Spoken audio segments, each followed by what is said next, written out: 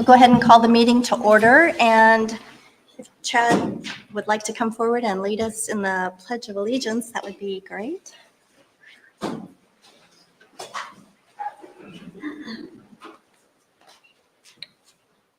Please place your right hand over your heart. Please recite with me the Pledge of Allegiance. I pledge allegiance to the flag of the United States of America, and to the republic for which it stands, one nation, under God, indivisible, with liberty and justice for all. You may be seated. Thank you. Julie, would you take a roll call, please? Robert Pope. Present. Bill Holland. Present. Jason Puckett. Present. Don Loudon. Present. Greg Zuzan. First item on our agenda tonight is the consent agenda, which includes the check register minutes, Countryside Crossing bond release, and the Avon Landing apartment bond release. Do we have any discussion, or would anyone like to make a motion?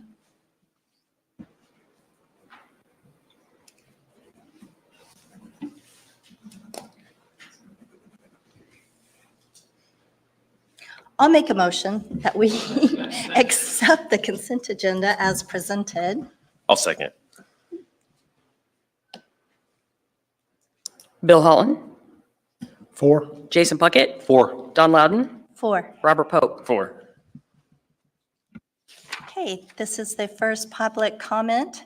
The public may comment on items on the agenda that are not part of a public hearing or on any specific matter within the council's jurisdiction. Is there anyone that would like to come forward? If so, please state your name, your address, and limit your time to 3 minutes.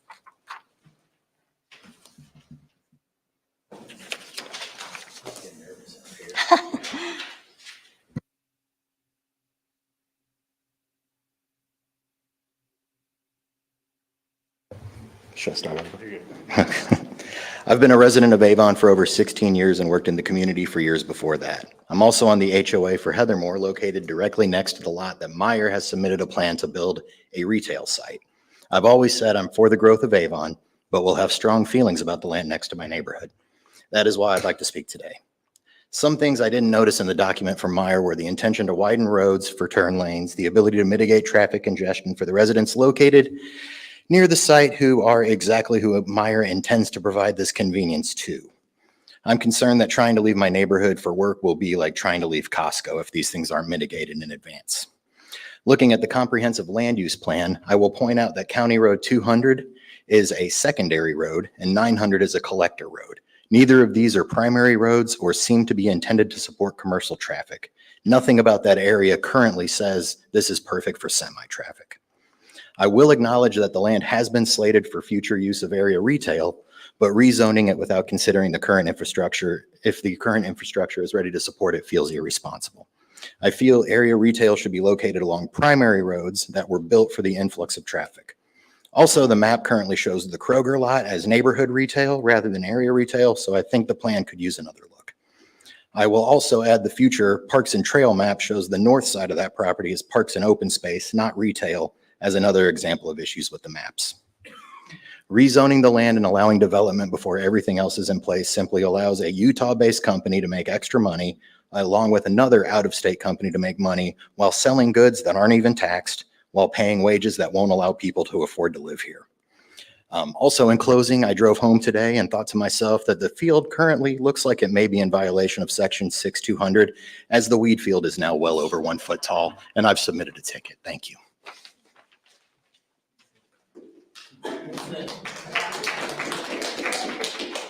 Anyone else?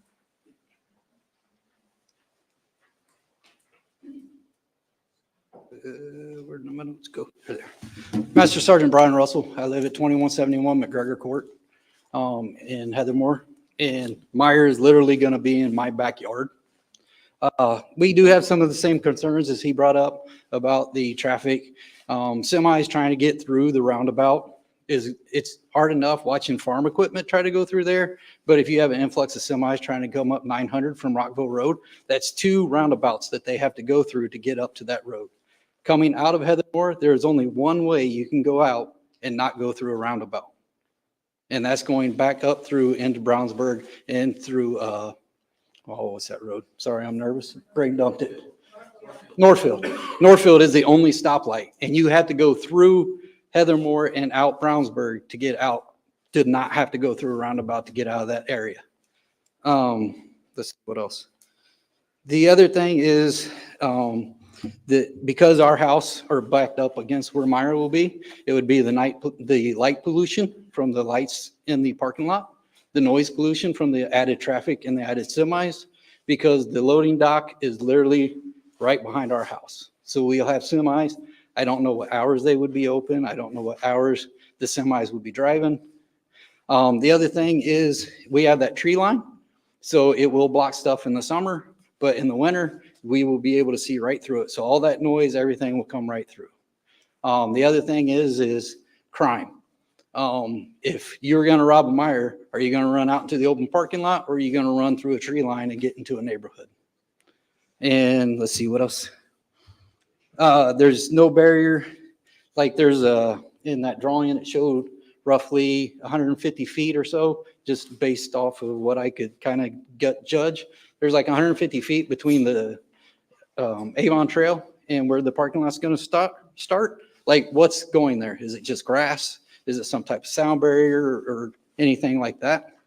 What will it do to our property values in that neighborhood with a big commercial building sitting right behind it? And that's the big things. The other thing is I believe there's 2 housing additions that are also going to be in that field, one in the Brownsburg side and then one on the back half of the Avon side. So that traffic isn't even being considered yet going through those roads. And like the gentleman said right before me, if you try to get out of our neighborhood at a certain time during the day, it's pretty hard to get out already. And they have 2 more developments right now on 200 that are getting built. One's almost complete, and it's a thing of doubles. And then the other one, they're doing grading on the land right now. And there's another one that's on 267. So we'll probably get some of that traffic, but not as much. But the other 2 are definitely going to affect it. I'm sorry, sir, your 3 minutes are up. The other 2 behind Meyer will definitely affect it. Thank you. Thank you.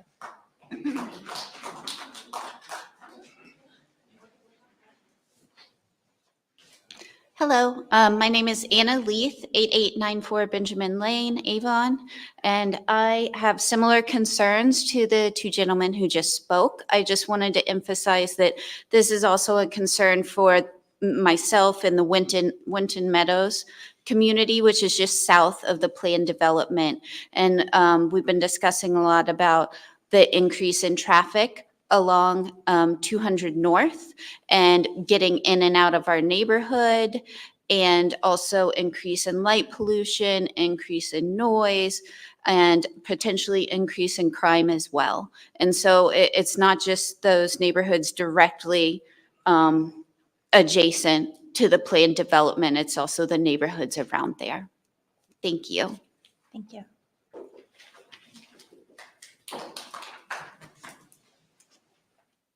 Hello, my name is Erin Diebold. I'm at 2059 Talisker Court, Heathermore subdivision. So I'd like to just add on to what they've been talking about with the recommendation for the Meyer and the shopping center. I agree. It's nice to try to get some of the shopping off of US 36. It's terrible trying to drive down it. However, I think the placement of where they want to do this is just the wrong placement. Again, a big box store in my backyard, light pollution. You've got pollution from the cars, the traffic, just trying to get in and out. No one's even mentioned the fact that there's a walking trail that people are on, walking, bicycling. If you look at the plan, there is an exit right next to it. So you've got cars zooming right out to where people are going to be trying to cross the road. So you've got a pedestrian crossing issue as well. I think the semis, yes, there's going to be extra traffic if there's going to be building in that site regardless. I would prefer something more residential, more houses. I know that adds to traffic, that's fine. The roads can handle cars, not semis and the heavier loads. I propose that if it's possible, they look at another site possibly closer to Ronald Reagan that's already got the infrastructure set to handle and manage that kind of cars and travel. Thank you. Thank you.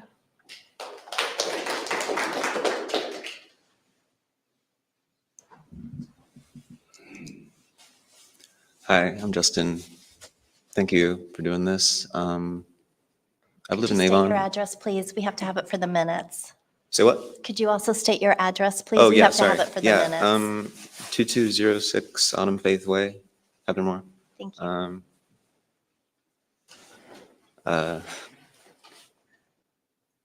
I guess at my house, I feel, that's where I feel the most safe and okay. You know, and like the least vulnerable from the outside world, which is like a lot of times harsh. And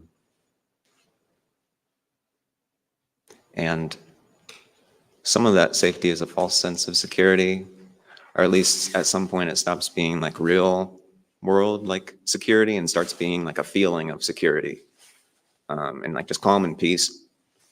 But I don't think that means it's worth nothing.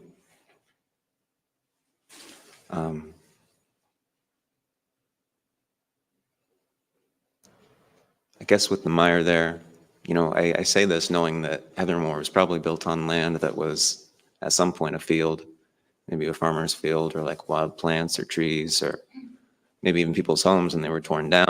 So the neighborhood could be built there, and I'm uncomfortable with that. But I don't really know what to do about that. But I guess now, here, I'm thinking, you know, I don't expect us to stop change, or that we even could. But that maybe we could just stop to think, what do we want that change to look like? So it could be progress, not just change. I guess I just want to keep feeling like, I guess that a mire, even just the possibility that a mire could go there in that field, like regardless of what the people in that neighborhood and around that area think about it, I guess it feels not just like a invasion into like our peace, but like a violation. Like, you know, I think I read something about how, you know, about how that's being put there to like serve the surrounding area. And I guess that sounds good, but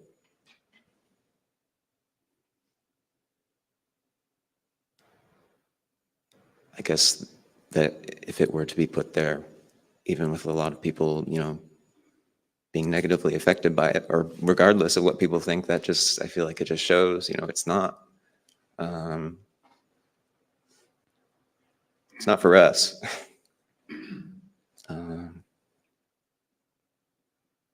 I guess I just feel like recently, okay, thank you. Sorry, your time is up. Thank you.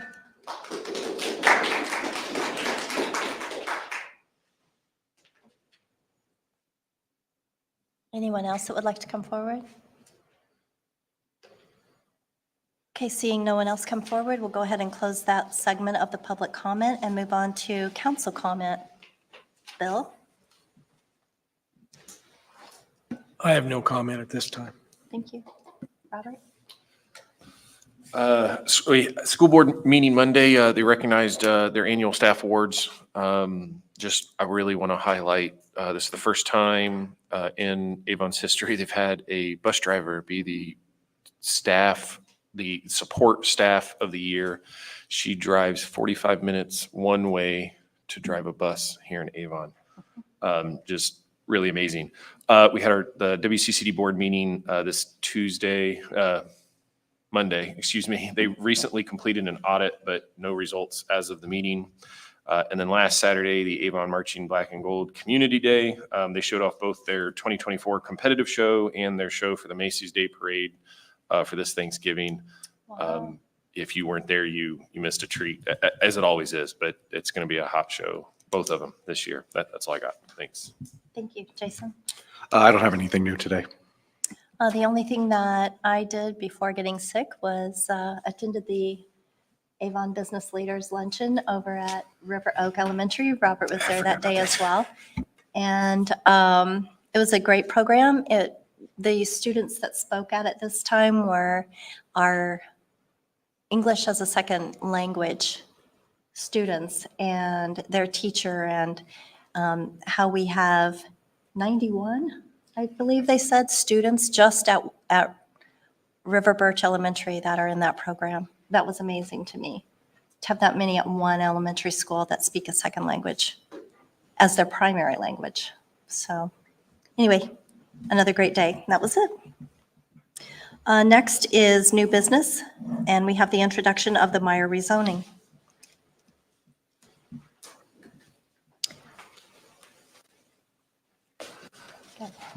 Good evening. My name is Ross Byer. I'm the Indiana Real Estate Manager for Meyer. I'm here with Brian Smallwood of Wolpert Engineering as well. We're excited to be able to come in and introduce our new store project to Avon. Couple of kind of general comments about Meyer. We're based in Grand Rapids, Michigan. We only operate in the Midwest in 6 states: Indiana, Ohio, Kentucky. Oh, lovely, thank you. And, of course, Michigan and Illinois. So we're a privately held company. We own and operate all of our stores. We don't really lease any stores to speak of. About 95% of our properties are company owned. So, if an individual wants to talk to the store director about conditions in the shopping center, they can walk right in and talk to them. And there will be a direct response. Each year, Meyer donates 6% of its net profits back to the communities that we serve. I'll talk a little bit more about that later. We currently operate 43 stores in the state of Indiana with about 10,000 employees. This proposed Meyer grocery is about 1/3 the size of the existing Avon store. It's much smaller, and it's built to fit into the neighborhood in much smaller scale. It's not obvious on the site plan that probably a lot of folks have seen online, but that's a 27-acre property, and we're really not proposing to develop it that intensely in comparison to what is on Rockville Road. So one of the comments that we heard from a couple different council members is they don't want it to look like that, and we'll kind of walk through a little bit of that here in a moment. Of course, this will be a full-service grocery. We'll have an M Express fuel center. The planned store and M Express hours are 6 a.m. to midnight, so the buildings are not open after midnight. We do have pickup hours from 8 a.m. to 9 p.m. For people who want to order their groceries online. And something I think some of the folks here already know about is that we're having a community meeting on August 28th at the Avon Middle School North campus in their cafeteria at 7 p.m. So people are welcome to come, and we'll go into greater detail than we will tonight about the project. We'll also take community input at that meeting and try to alleviate the concerns that people have. Give me one second. Did you say that's at Avon Middle School South? North. North, thank you. North, on Dan Jones Road, 1251, I think. Don't quote me on that. Can I quote you on Avon Middle School North? You can. I got you. Thank you, Mr. Pope. Okay. That's all I have. Okay.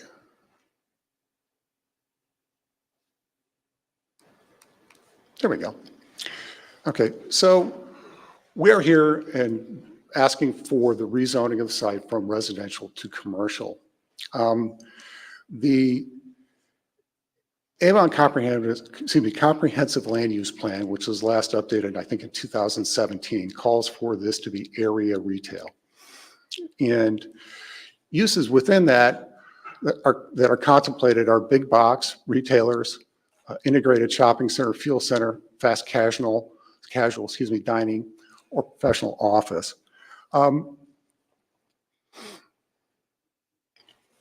uses contemplated here, our uses are a little bit more restricted. We're not going to put any auto repair or oil change facilities in here per council members' requests. There won't be any bank drive-throughs. We've talked about that. So it'll be our store and then 3 outlot buildings, which will have a mix of different uses in it for neighborhood services. Things like maybe a pizza shop or a bistro, could be a dentist office, could be a pediatrician or something like that. Those are what we see as proposed uses. Also, maybe sit-down restaurants as well. Our site is right there at that lower part of that red rectangle. The homes that people talked about are in this northern part of that and up in this area as well. It kind of goes all the way up here. This is what's in Brownsburg. This area here is actually planned to be light industrial. And I think, if I remember correctly, there's a 720,000 square foot warehouse that's been approved for this area. Now, correct me, Ryan, if I'm wrong, but so our use actually ends up being a buffer between that light industrial development that's going in this area. Our total building area will be about 1/7 the size of that warehouse. So, it's significantly smaller and less obtrusive.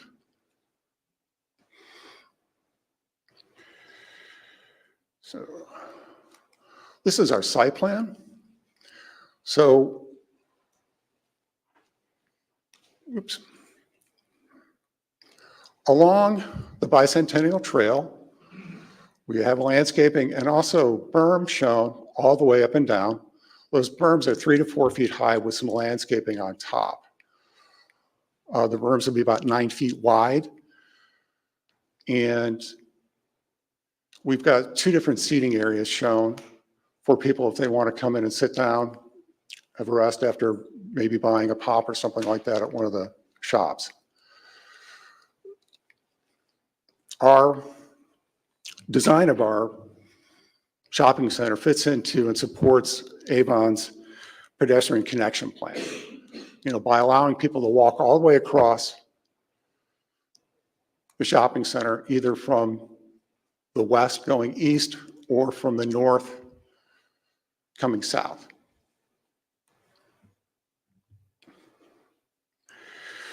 One of the things you also notice is we've broken up the parking lot into different sections, so it's not just one large area of asphalt.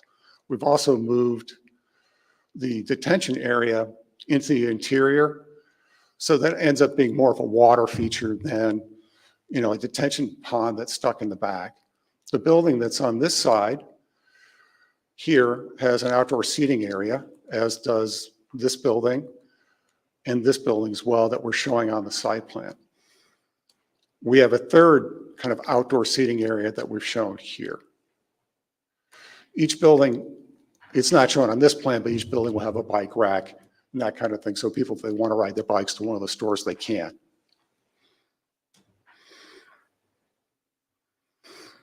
One of the other things I'll point out is that the loading dock and the mechanical area in here, it's like transformers and things like that.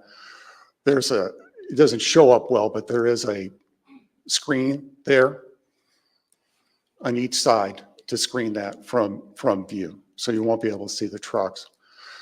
Meijer does not leave trucks out sitting here running off a diesel engine.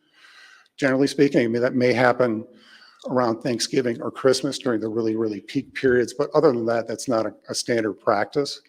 What we do is there's an electrical system and each truck is set up to plug into that electrical system so you don't have them running at night. So it cuts down on the noise and the other things that can occur over those periods. When you say plug in, do you mean for the refrigerated units? Yes. Not the trucks themselves Yes. idling? So a lot of, historically, the reefer trucks, as they're called, will have a diesel-powered refrigeration unit.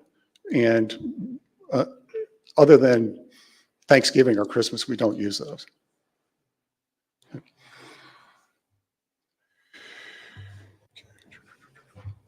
So overall, this is much less densely developed. This entire site is about 27 acres. So we've incorporated significant green space in different parts of the center and also allowed for a pretty wide separation here. So the distance from basically the tree line to the loading dock, I think is about, was it 250 feet? Is that what we figured out? Yes. Okay.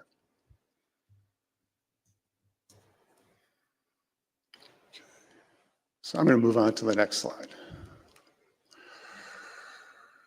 Okay. Some of this we've already talked about. This is just the kind of the overall proposed plans for the site. I do want to emphasize that we've gone to great efforts to make sure that the entire is walkable from the trail and from the neighborhood. This is what the elevation of the store looks like. You can see that we, oops, I'm sorry. I'm all thumbs tonight, hitting the wrong button. We have our Meyer corner entry here. This is the pharmacy drive-through on this side.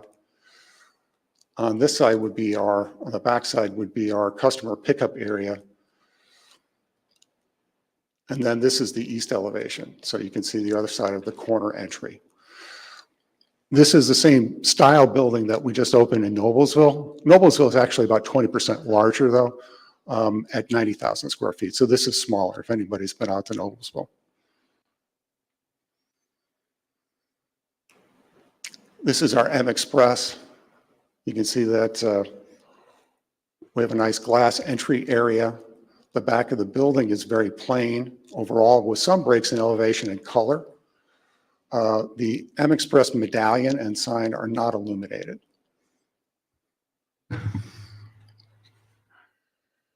Oops. Sorry about that. This is some pictures of the interior of our Macomb Township store, which was one of the first grocery stores that Meyer opened as a grocery only. And this is the entryway. You can see the produce area. It's our butcher counter. And this is our wine and beer section.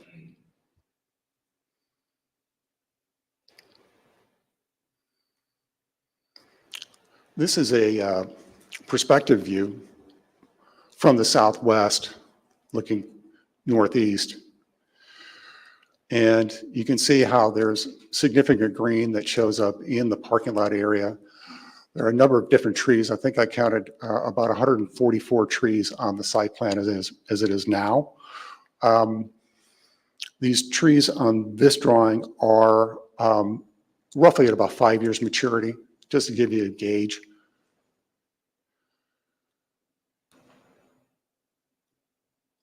And you can see the outdoor seating area for this building here. There's one here.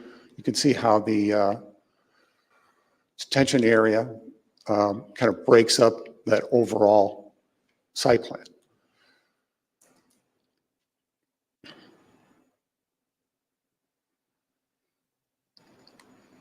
This is another view. This is basically from the roundabout on the southeast corner looking northwest. And again, I think this does a good job of emphasizing how many trees show up in the parking area and along the boundaries of that. Took the liberty of, in the next slide, to do a viewpoint of what it would look like, from the Bicentennial Trail.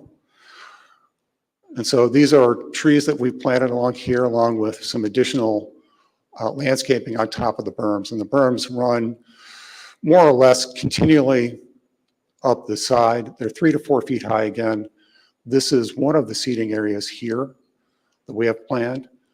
And then there's another seating area up here.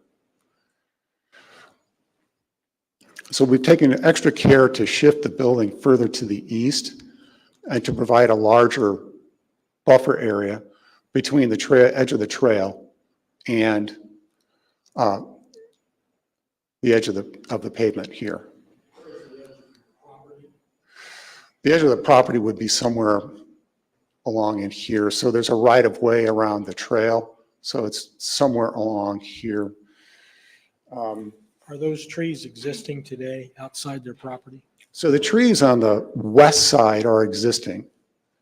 And this is just a model of those trees. I actually don't think this does justice. I walked there this afternoon to the actual number of trees and their density that are there now. They clearly have been there probably longer than the homes have been there. They're very dense, and some of them are 40 feet high. You know, this is an area where there's a fair amount of flexibility. You know, we can do different things to kind of soften this area, you know, potentially adding evergreen trees or something like that as a possible idea. Did I answer your question? Yeah, I may not have liked it, but you did answer it. Thank you. Okay. Oops. So this is what it looks like from ground level.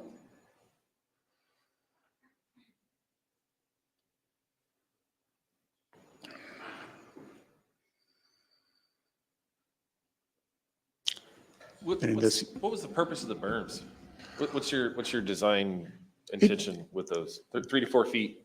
It helps cut down on some of the sound transmission from the center. And it's just a visual barrier between the trail and the parking lot or parking area.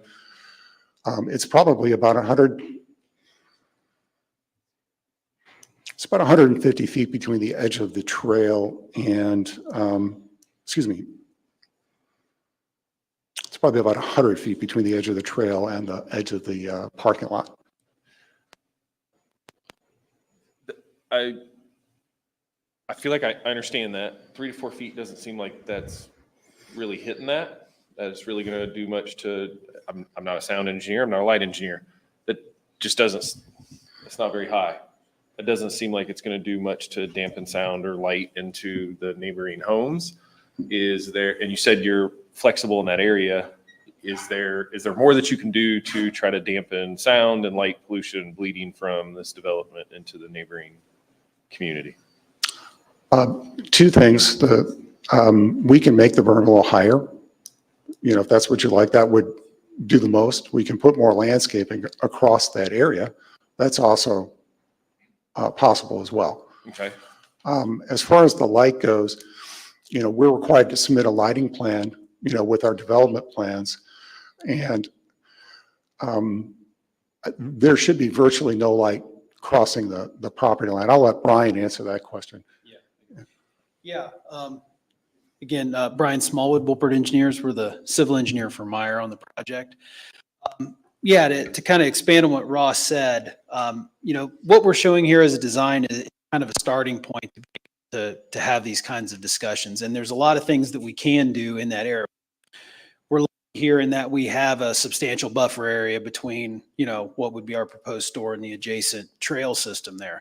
So we start off with a berm that is around the 4-foot height because generally the biggest concern is headlights. And that would be the first thing that would stop would be the headlights. It also does have sound attenuation, both with the berm and with the landscaping on it. So in this particular situation, I think there's a lot we can do, you know, working with staff and folks in that buffer area. We want to be a little bit careful about how we design that area. Because you want it to be able to screen and provide that buffering, but you also want it to be safe. So I know there were some concerns expressed here earlier today about potential safety issues. So again, there is a lot of flexibility there. There's things we can do to screen, but we want to make sure that it's secure and safe as well. Can you talk more about the issues of safety regarding that berm? Well, we want to make sure that it is you have to design it in such a way that it provides adequate screening, sound attenuation, but you also don't want it to become an area that is hidden. So it's kind of a delicate balance. You have to walk there to make sure that you're providing the ample screening while also making it an area that's still inviting for folks to walk through and utilize. So, which we've been successful on. Robert, I'm kind of thinking people on the trail, kids climbing up and then jumping off or falling off is something that's much higher. Sure. It's kind of what I'm picturing. Yeah, I don't know. we want to make sure that it is bermed, screened, and safe, but also it doesn't become a sled hill. So if that makes sense. I'm sorry, were you finished? Go for it. Are you finished with your presentation? Because I got a list of questions and I just want to make sure you may answer some of them before you finish. Just one slide left. And that's just, want to talk about some of the community support examples that we have for Avon. Which is probably going to answer one of my questions. Okay, so and this is a kind of a sampling of the information I was able to get both from my community giving and from the store itself. So in 2023, we gave donations of varying sizes to Avon High School, the police department, Westside Rugby Club, Susie's Place Child Advocacy Center, Misty Eyes Animal Center, so animal shelter, I believe. We have provided support to the Indiana Blue Star Salute, which is a military family support since 2014. And we've also donated money or goods to the Hendricks County Sheriff's Department Shop with a Cop program. Also, as we are a food retailer, we feel very strongly about hunger relief. And so Myers Simply Give program that I believe is run out of the stores has to date donated over $91 million to Midwestern food pantries. So we partner very with Gleaners Food Bank, which acts as kind of like the distributor for us to the food pantries. We have provided food to Abundant Life Food Pantry and Shared Blessings Food Pantry in Danville. And I think there's others, but that's gives you kind of a top level thing. I think we donated this year, I think we donated $85,000 to Gleaners, both in cash and in food. Do you have any figures for what you've donated in this Avon area from the Avon store? Other than what you say up here, 91 for Midwest food pantries. I don't, and I can try to get them for you. The square footage of the current store grocery is how much?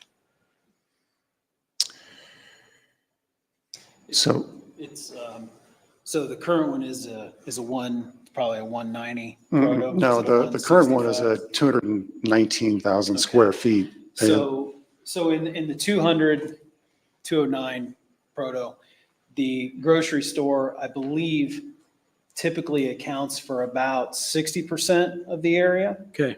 So the grocery store, depending upon how they've got it set internally, and I apologize, I don't know how the internal store is set there, it's going to run you somewhere 85-ish to 90, because it depends on what you consider grocery, or like I would consider grocery store, the pharmacy, all of that. I consider the grocery store, which is what you're putting in, is 75,000 square feet. Yeah. So whatever's going in that store, what's the comparison square footage in the other one? Yeah, it's about in that 90,000 square foot range. So Okay. the same services. Yeah. So the new store wouldn't sell any clothes, wouldn't have any tools or that kind of thing. I'm or the assuming electronics. groceries. Yeah. So closest thing probably to a tool is going to be a plunger. Sorry, I just for the council's comment to the council rather than to you guys. We have these outlots all over the place, and regardless of what the intent is, those businesses could fail. And then we're stuck with whatever goes in there underneath the zoning. So if that is incorrect from the attorney, please let me know. Is that correct? Unless there are conditions placed upon it by you at the rezone level or plan commission level, yes. Okay, so whoever talks to the planning commission, which doesn't happen to be here, just something that I want to bring up, because those outlots mean nothing to me, because they could be anything. So I appreciate what your intent is, but you get it, you're gone. Somebody fails and we could have trouble on our hands. So just, that's our problem. There's a couple of kind of general comments I'd just like to hit on. Meyer does own its own real estate. We do our own development. And you know, people are responsible for what happens on site. We are very careful about who we lease to or sell to. There are additional restrictions that are placed upon their activities. So, you know, we restrict it as, you know, your zoning won't allow. I mean, you know, the adult uses and, you know, that kind of stuff. But we also don't allow things like vape shops, you know, those uses. That's not something that we're interested in. We're pretty careful about that.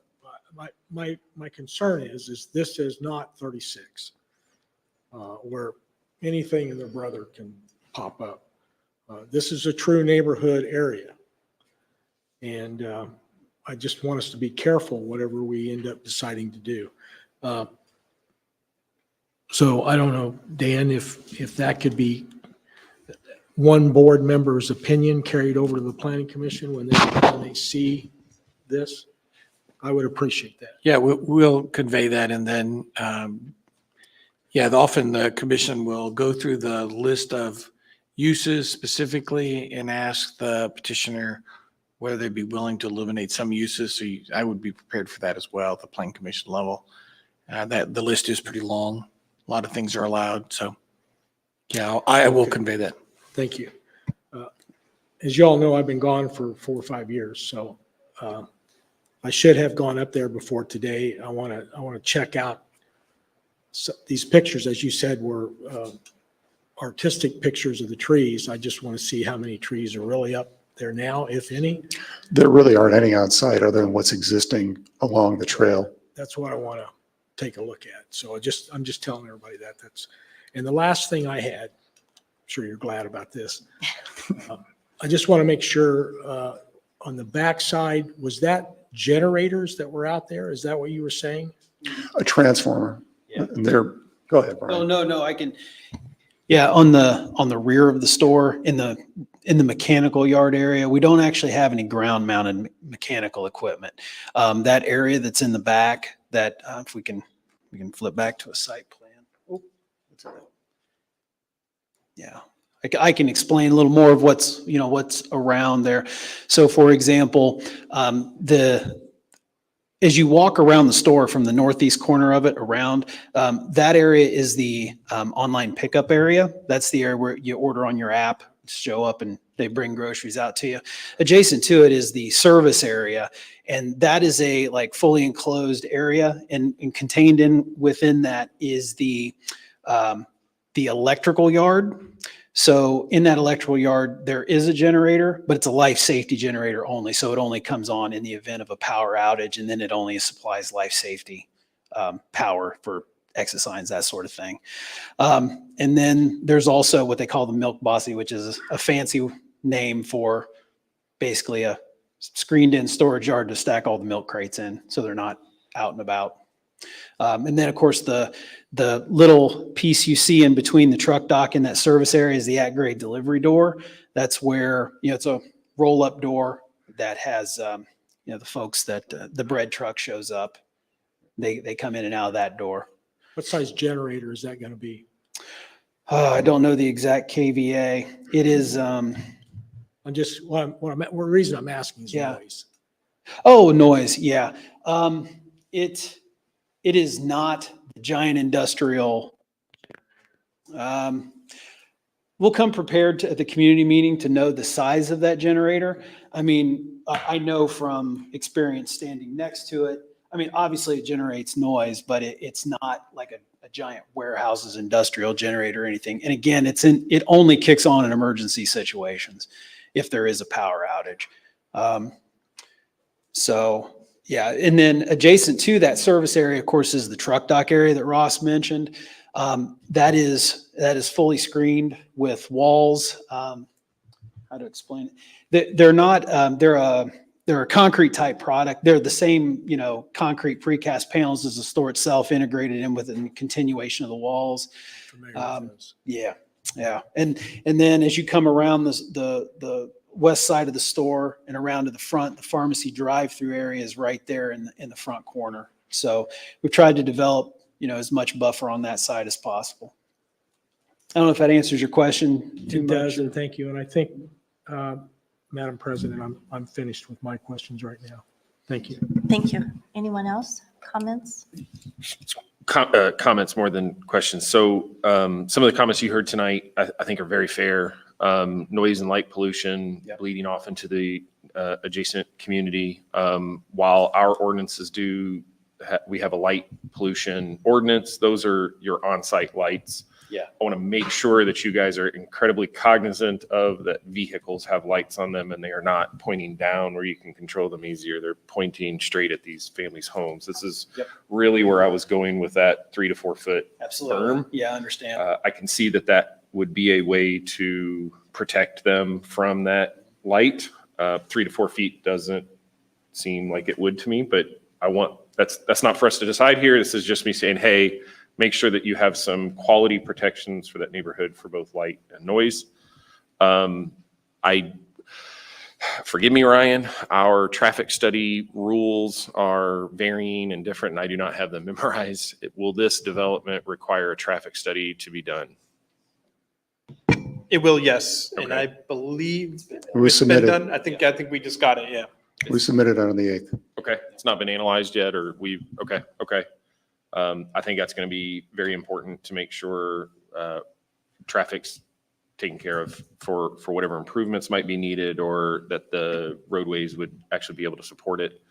And then I think that's it.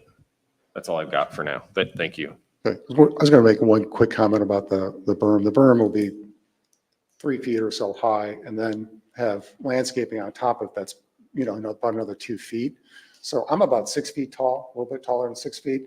So, the top of the landscape, the berm plus the landscaping is going to be something like this. So unless you're driving something with a pretty severe lift kit on it, nobody's going to see it.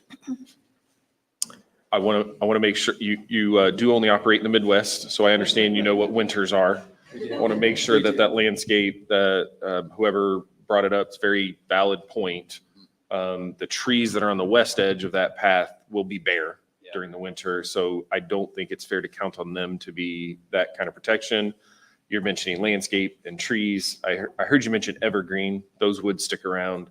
But I think my whole point here is just make sure we're not just protecting them through warmer months. We're also protecting that neighborhood through the winter months as well.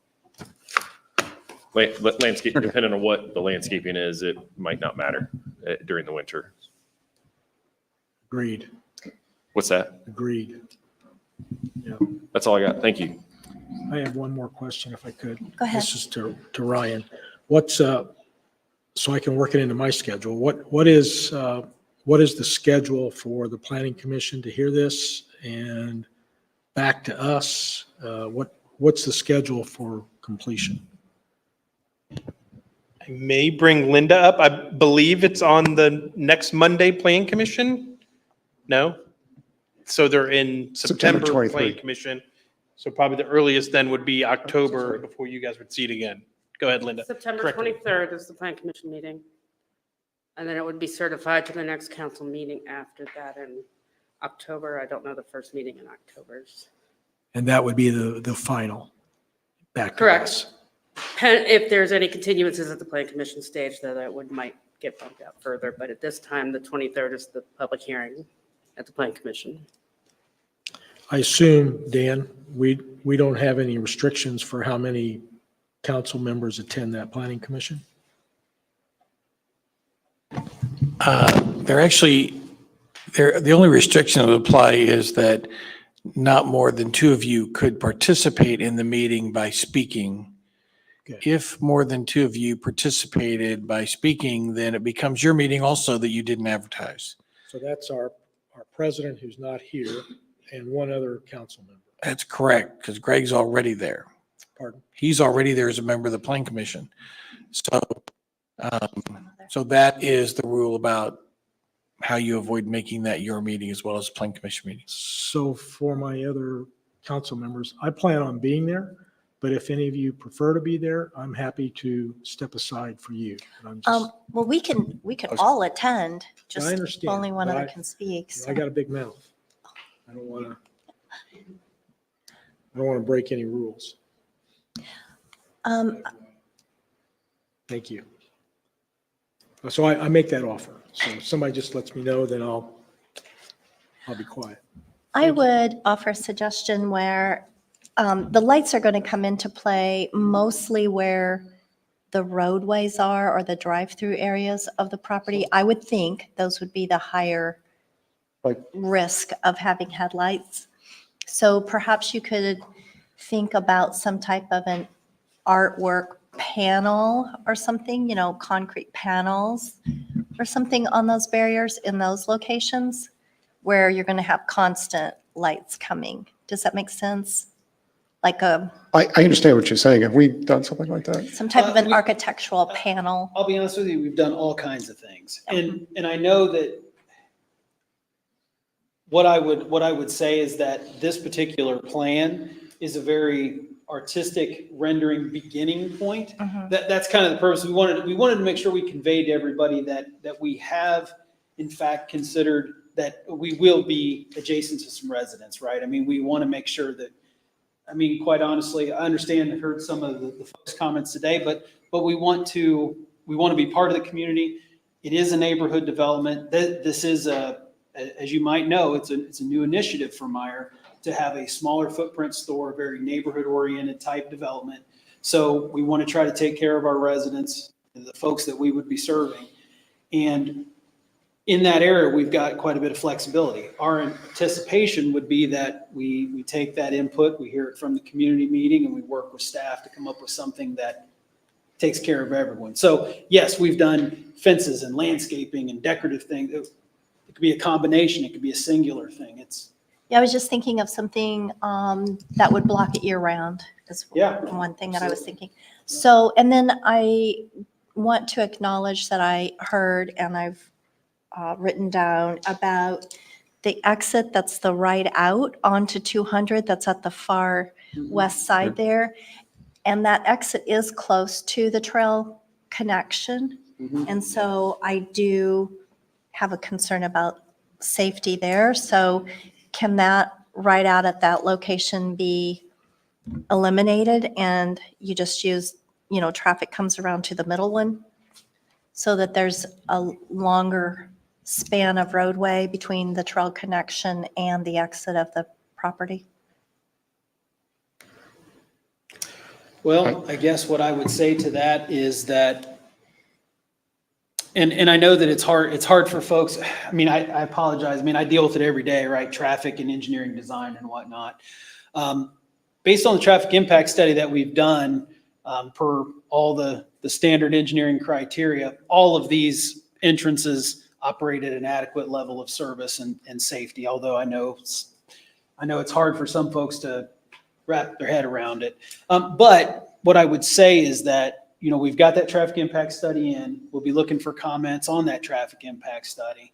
And we'll be working with the engineering folks to come up with, roadway improvements that are required by the traffic that we add to the infrastructure to support it. I don't know if that answers your question. I Like a can't say right now because I haven't gotten the official engineering comments back yet to address that. Well, you're proposing this site plan in this location, and it's not just the amount of traffic that you're going to generate. You're putting it there because of the additional residential that's coming in around it. So while your study might show that you have X number of vehicles entering and exiting there, The study actually has a growth rate To account for it. to account for that additional household. Brian can maybe address that more specifically, but we're not assuming a flat level of traffic. We're assuming that it goes up. It exponentially, yeah, with the neighborhoods that are already proposed and going in currently. But anyway, I mean, that's plan commission type level stuff. All I'm asking is that we have a safe crossing for our trail system there, and that right out right there is a concern to me. You know, if the town would allow it, a suggestion I might make is that I don't think there's a flashing crosswalk signal there. It's not currently. I mean, we could look at doing that if you'd allow us to do the work in the right. There is currently at that one? Okay. Okay. Okay. Okay, so. Okay, Are you good? I am. I'm sorry, I've got two more I wanted to hit you. One is just an extension. We've talked mainly because we have residents here that have homes that are already built.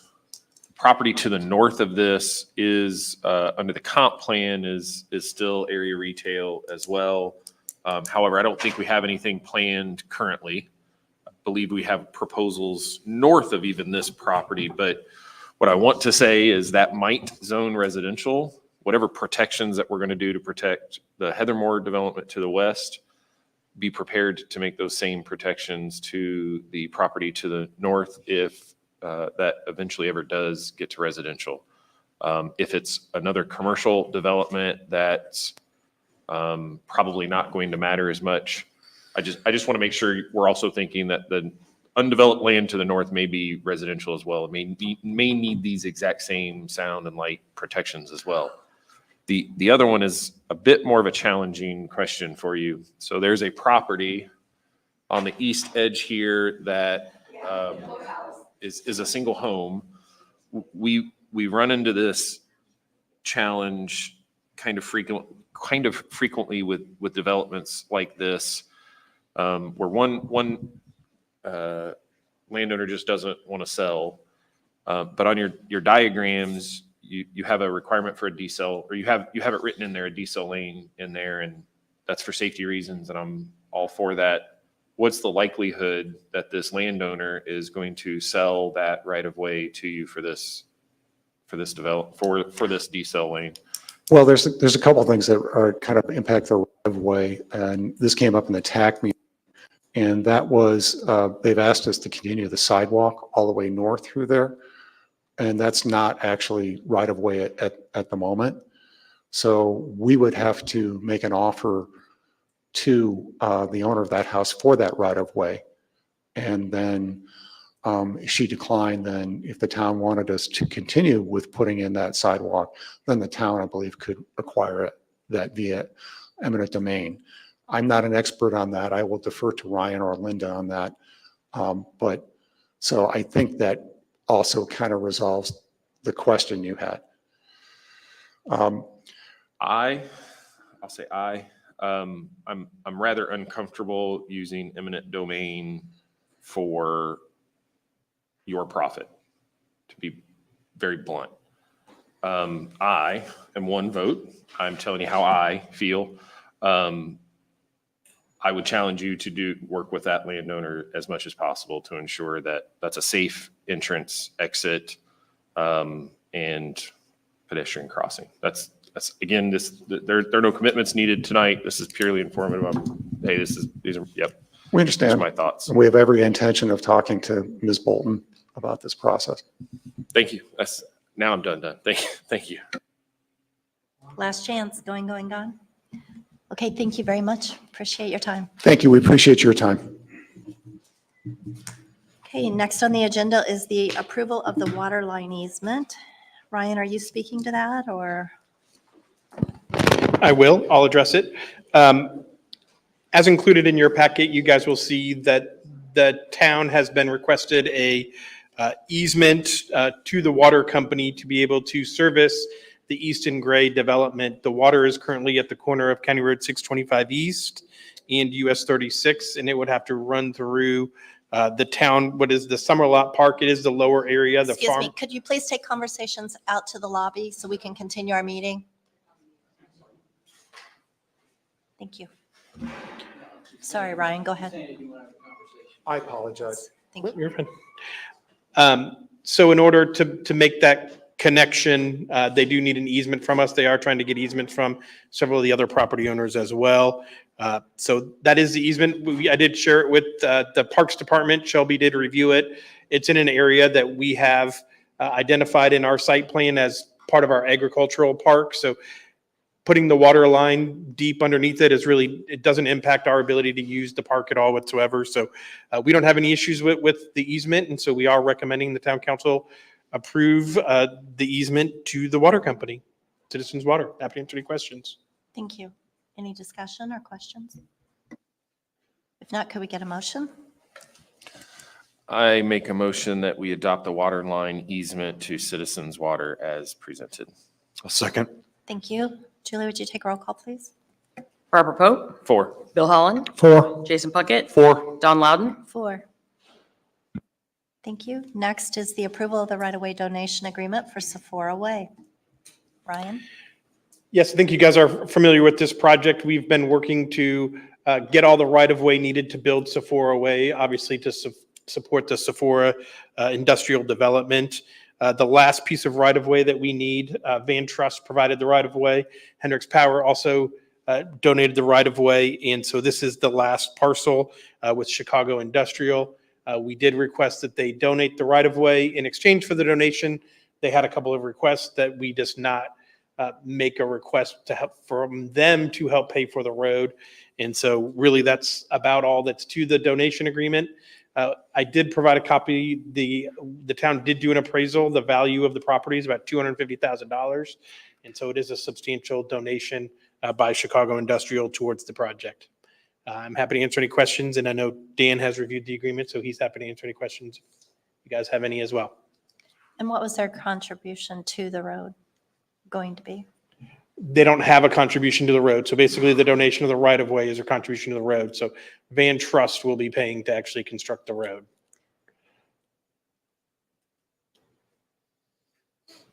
But it was a trade-off, right?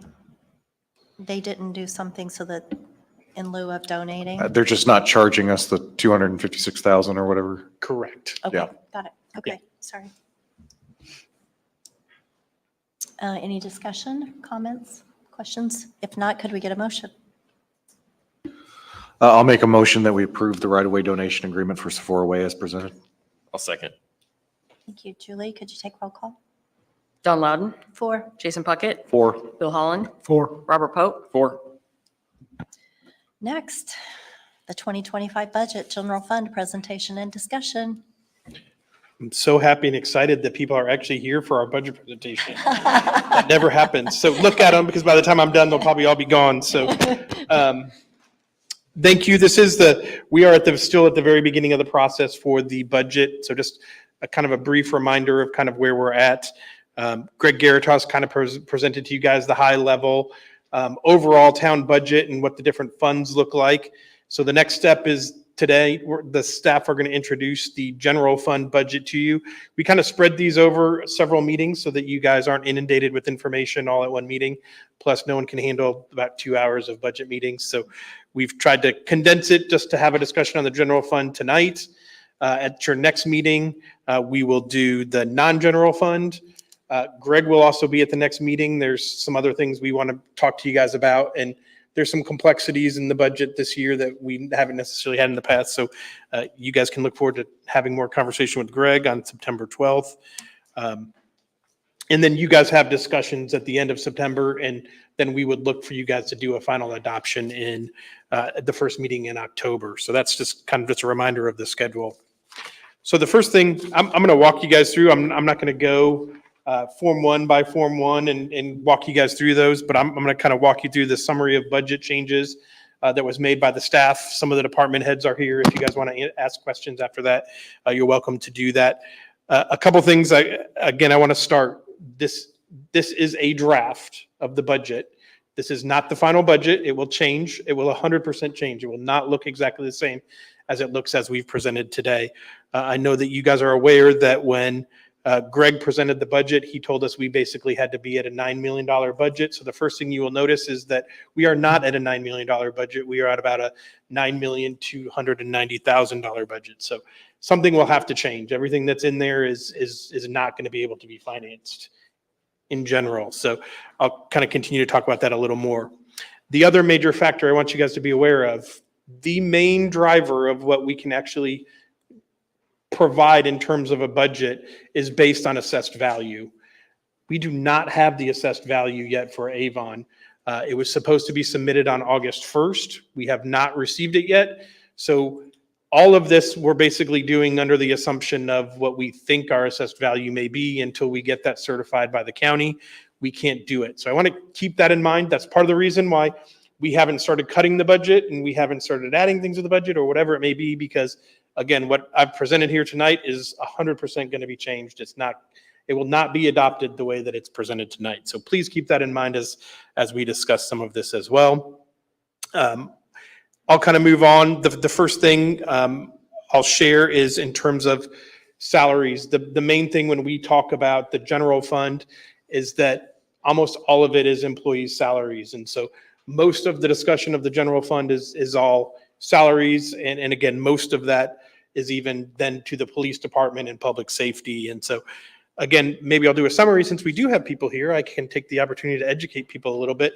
The general fund is typically the funds that the revenue the town receives just from our normal operations. So when we issue building permits, it's also property tax revenue, and then we get income tax revenue as well. So typically, any fees that the town charges, those go into the general fund.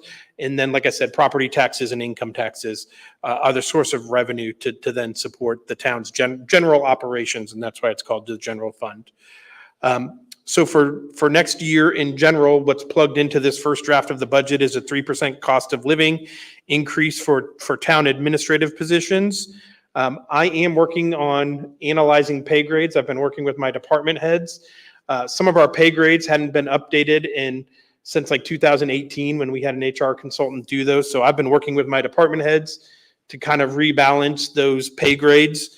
I've got that piece done, but I'm working on projecting then what all those employees to make sure that the pay in those pay grades correspond to that. So I'm still working on some of that, and that may result in some salary recommendation changes to some positions in the town. So again, some of that may still change. We talk about this every year. The number of staff has grown, and so that does require additional costs of certain things, supplies, computers, consulting, whatever it may be, insurance, supplies. And so there is some increase as a result of that.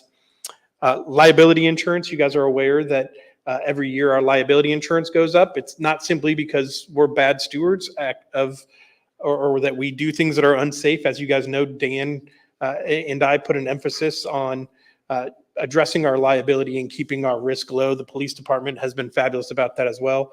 That's a high risk area for us. However, we do expect, just as a result of our growth, increase in number of vehicles and things like that, that we are anticipating a 10% insurance placeholder increase. So that is in the budget. The next one, I'm happy to report that I know in here that we show a health insurance placeholder of a 10% increase.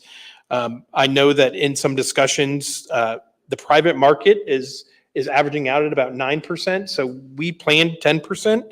But as you guys are aware, we are in the AIM Medical Trust. And so that has really helped us with our costs. So we actually got our actual renewal number on Friday or Monday, just earlier this week. It was after information already went out to you guys, so I didn't have the opportunity to fix this, but our actual placeholder came in at 3%. And so that's fantastic. So that will change. I know Brian has already ran the numbers for the police department, and I already made the changes in my department, and it ends up about a $70,000 savings to the town. So again, you're seeing changes in the budget already. So in the next version of my summary of budget changes, that'll show 3% instead of 10. Again, that's phenomenal. I will still report to you, we were on the high side of renewals. There are some people who are getting negative 3%. The average was 0%. We did have a negative claim history over our last period. So we should have been 6%, but the trust set the maximum increase to 3%. So again, just our participation in the trust saved us 3%. So that continues to pay off for us and be a great asset for our employees to remain a part of that. As we've continued to try to do over the last few years, we have budgeted for 2 new police officer positions to continue growing our police department.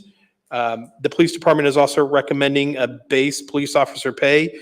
Again, you guys are aware of the situation. Our police chiefs have told you that in order to remain competitive, we have to increase our pay, and we've tried to continue doing that over the last couple of years. In this budget, it's reflecting an increase of $7,500 for all sworn officers, and that is across all of their lieutenant, sergeant, and just general police officers. So there was also a state law change, as you guys are aware. Hang on Sorry? a second, Ryan. Yes. Yep. Question on the, what does that bring our base police officer pay up to?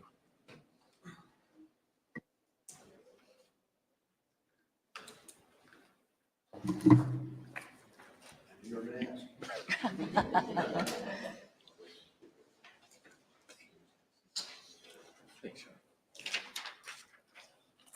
Sean.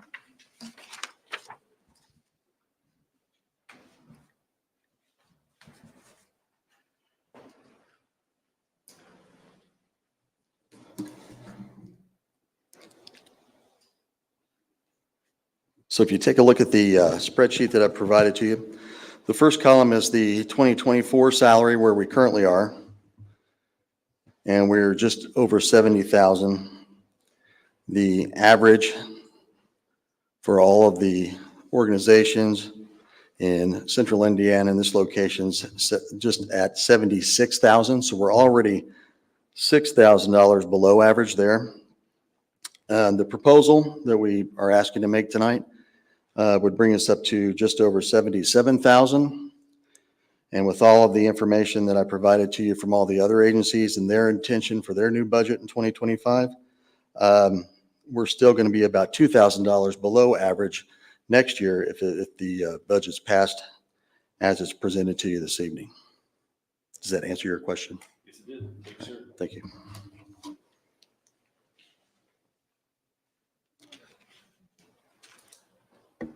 I'll keep moving, and then if you guys, at any time, feel free to stop me or ask questions. Thanks, Ryan. And we'll answer questions for you guys at the end as well.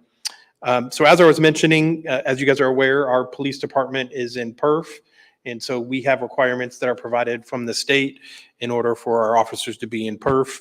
The local match requirement in PERF went up to 20.3% from 19.1% for sworn officers. So we did have to absorb that additional contribution for PERF in the budget. And so it does reflect that.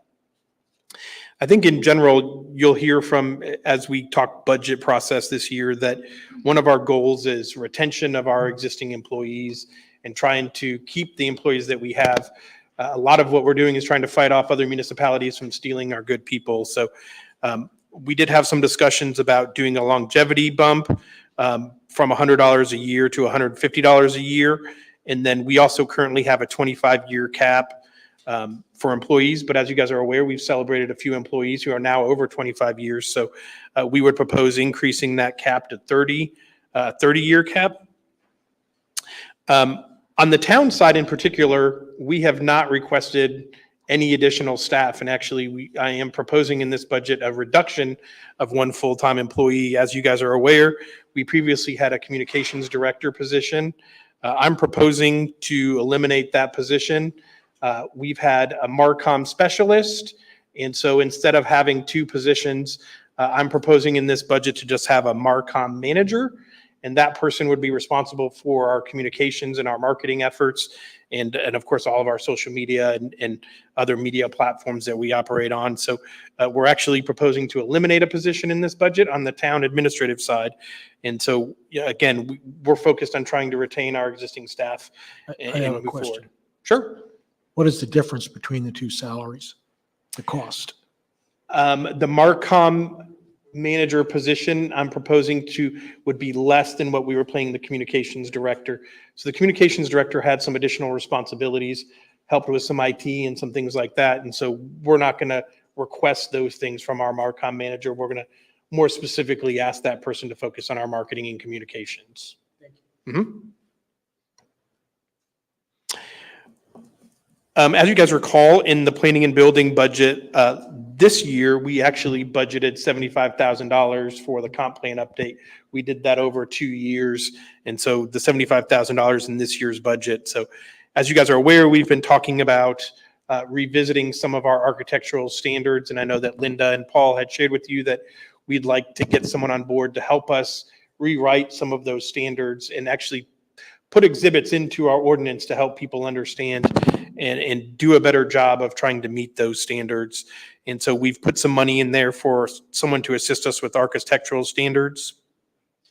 I know the council is also aware that there's discussion of building a new civic center where the town administrative offices would be housed. So one of our goals is by 2026, when we make that move to the new building, to basically go paperless and get rid of all documents. The clerk treasurer will fight me tooth and nail on this, but my planning and building department is fully on board. And so we intend to start there and try to digitize.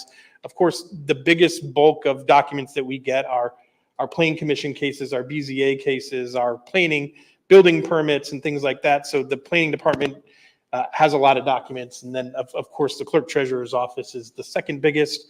Of course, we built her a nice, big, huge storage room in the new civic center, but we're hoping to twist her arm and get her to do some digitizing of some documents as well. So we've got some money in there to help. Also, you guys are aware this year that for the first time, we hired a lobbyist to help us be a little more proactive in legislation. And so we hired 1816 to assist with that. And I know you guys are aware of the cost of that. We did not have enough budgeted in this year's budget, but I have included enough to basically pay for the lobbyist for 12 months out of next year's budget. And so again, that is included. We also provided funding this year to the youth assistance program, and we made a 2-year commitment for that program. And so that share for 2025 is $37,000. So that is included in the budget as well. And then, of course, Greg Garitos, always being of sound fiscal mind, has suggested that in order to not take such a beating in the 2026 budget when the Civic Center comes on, that we actually do some planning and we include 50% of our anticipated operating costs for the Civic Center so that next year, then when that does come online, it doesn't impact our budget so much and prevent us from doing some other things. So I've also, at this time, again, it may not live at 50%, but at the moment I've budgeted 50% of our anticipated operating costs. I put in $150,000. I'm working with Veritas to see if that is really 50%. And so that number, again, may get refined, but again, I think it's sound advice from Greg Garitos for us to consider that. So that's a summary of the general fund. I'd maybe close on, there's a couple exhibits in your guys' thing that I think is important in understanding the general fund. And if you see this when we talk about other funds or the other departments, it looks very different. But as I kind of introed, the biggest thing in the general fund is salaries. And so when we classify things in the budget, we classify it by 4 characters. One is personnel services, which is salaries. Then supplies, and then other services and charges, which is normally contracted services, utilities, anything like that, and then capital outlay. And so you do have an exhibit in there that shows what the breakdown of those different funds are. And $7.4 million basically of the $9.3 million general fund is all salaries. And we only have $173,000 in capital outlays. So again, it's mostly services and salaries in that budget. And then the last one that I would share is there's also a pie chart that shows the general fund by department. And I know this becomes an issue. And so it does show all the different departments: town council, clerk treasurer, town manager, planning and building, park, police, and public works. That shows the distribution between all the additional departments. And again, I think the big thing that jumps out on that pie chart is 71% of that, of the general fund budget, goes to the police department. And with that, I'm happy to answer any questions, and I've got department heads here if you have specific questions as well. Again, this is just an introduction, so From years past, I remember Highland had given you a kind of heads up, what a target number. Have you talked to them yet? Or was this purely a shot from the educated guess, shot from the hip? no, this is actually, we've had several conversations with Highland. They have some concerns about our auto piece this year. We had some accidents, and so I think that's something that they're expecting to potentially go up. Our workers' comp, which you guys are aware, we had a couple of really bad incidents a few years ago. Those are rolling off, so they actually expect a 0% workers' comp, which is, again, fabulous. And so really on the liability side and the auto side, and so the 10% number was our educated guess at what we really think it will be. Okay. Thanks, Ryan. Do we know when we anticipate the actual numbers? Will they have them to us before we end our budget process is my specific question. Well, Dawn, you've been doing this long enough. You know that we will not have it in time But for the every end of year the I budget ask process. for it. Yes, as you know, our renewal is November 1st, so typically we will not have the renewal numbers till November. But didn't we discuss like prior years Trying to changing fix our this, renewals yes. so that we could have that Yes, during our but so budget this is always a challenge. So remember, we already paid for this year's liability insurance last year. So we're always paying, so what we're budgeting in this year's budget is actually for next year's renewal, not this year's renewal. And so that was, if you remember, we had a surplus one year and we did that. We swapped it because we were always paying behind. Now we actually pay ahead. So we are in a much better financial position to be able to do that. But again, there's no way to avoid that 100% because we're always paying what the next year is going to be. Then I'll always be frustrated. I know you will. And I apologize for you always being frustrated. If I could fix it, I would, Dawn. Okay. Any other questions or discussions, comments? All right, moving on. Whose speaker's bad? Next on the agenda is resolutions. This is the resolution 2024-16, initiating text amendments. Dan? I'm sorry, Paul. I was thinking text on our ordinances. That's why I called them. Thank you. Resolution 2024-16 initiates a text amendment based on or addressing comments and concerns made by the council. And the revisions would be to Chapter 7 of the Unified Development Ordinance in order to increase the architectural standards applied to new single-family dwellings and to remove the enhanced lot standards currently in the UDO. The proposed amendment would be as was presented to this council at your work session on August 8th. This resolution would move the proposed amendment forward for a public hearing at the Plan Commission, which has been assigned planning case number ZA 24-08. And if approved there, it would return to the council for a final reading. Any questions, comments? This is where we're just doing away with the enhanced architectural standards and making that the base. Is that correct? Correct.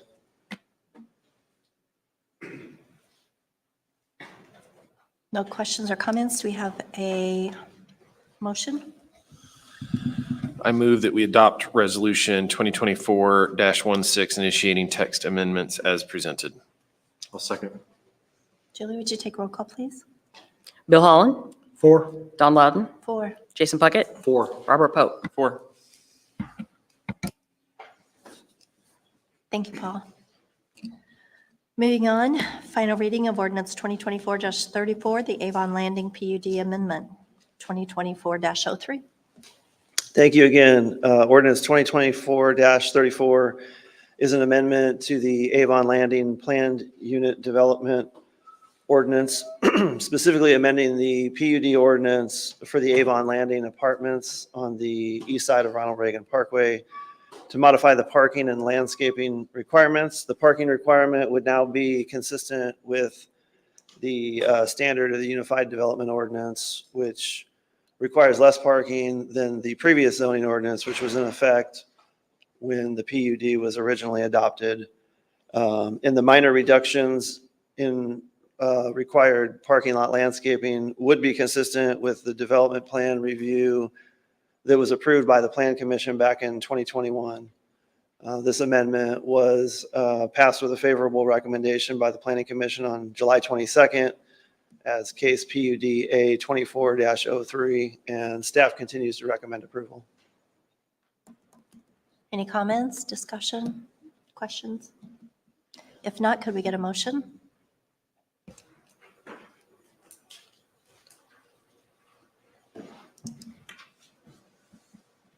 I'll make a motion that we approve.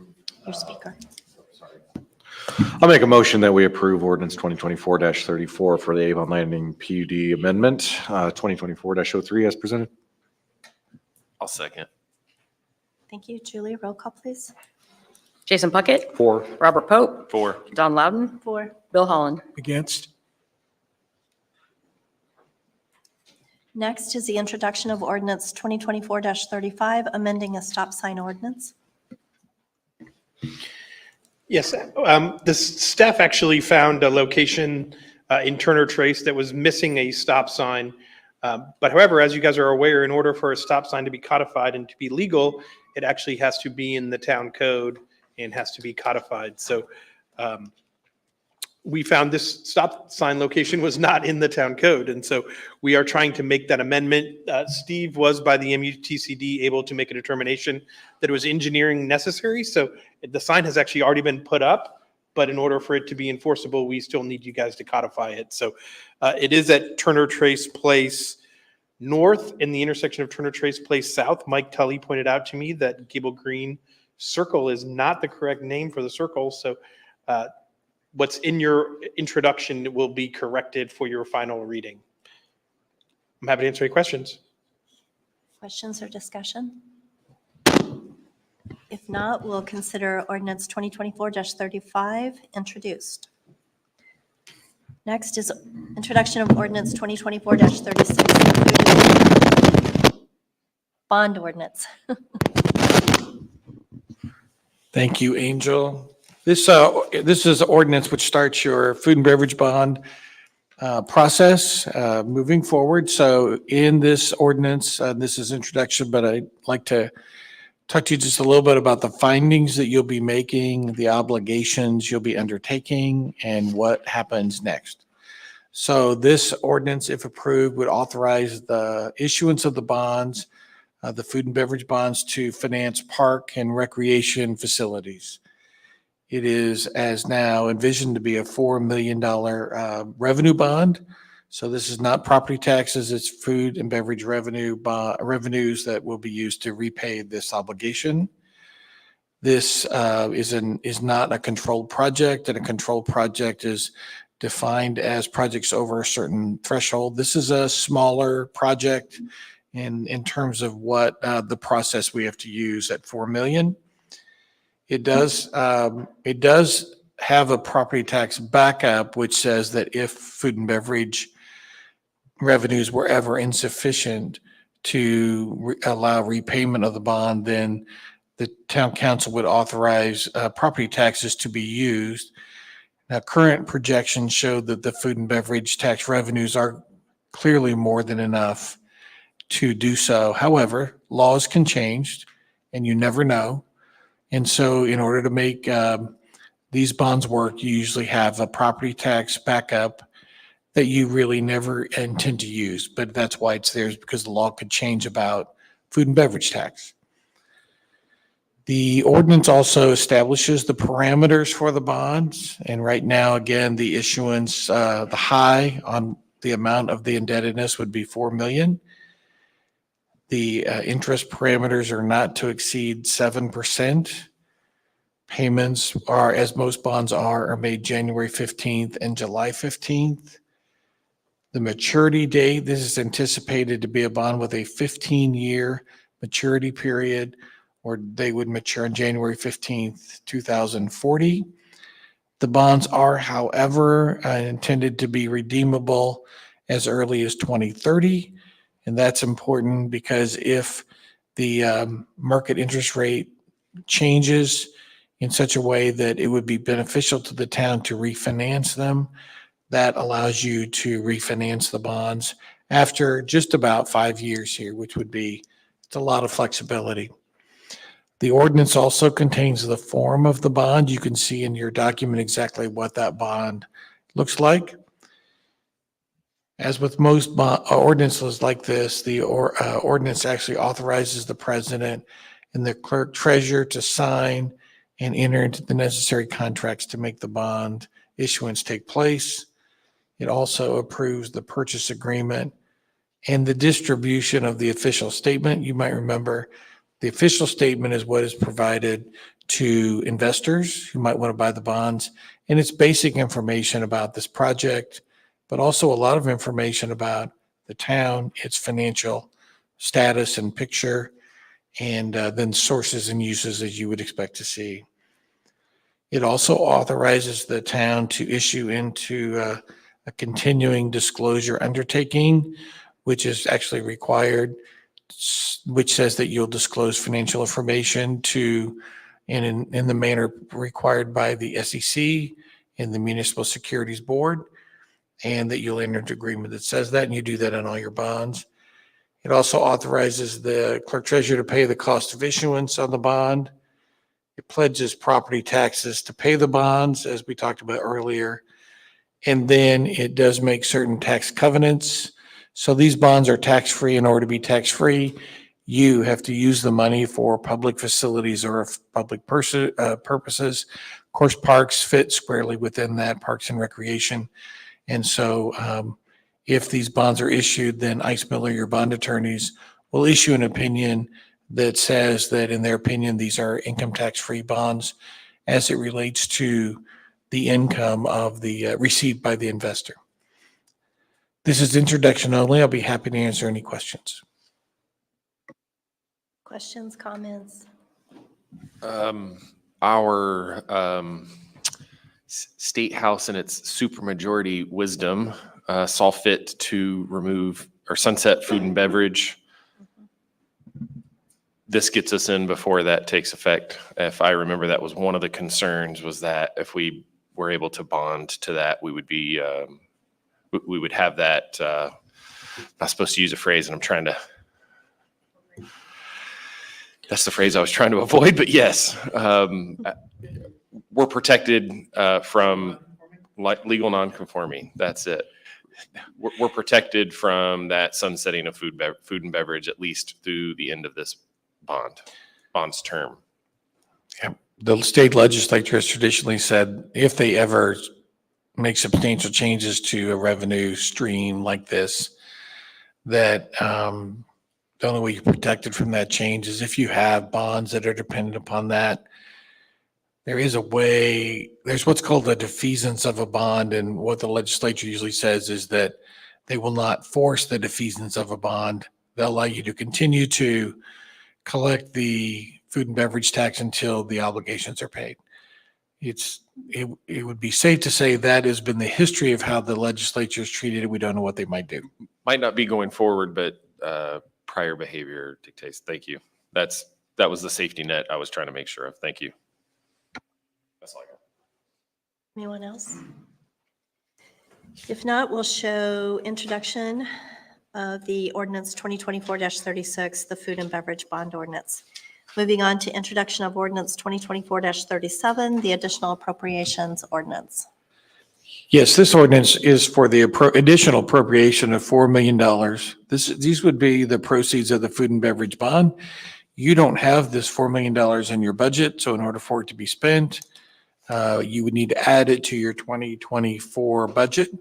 And so that is exactly what this does. These additional appropriations require a public notice and a public hearing. And so this is just introduction, but at your the next time when this goes to public hearing, the public has a right to come in and talk about this, since this is in addition to your budget.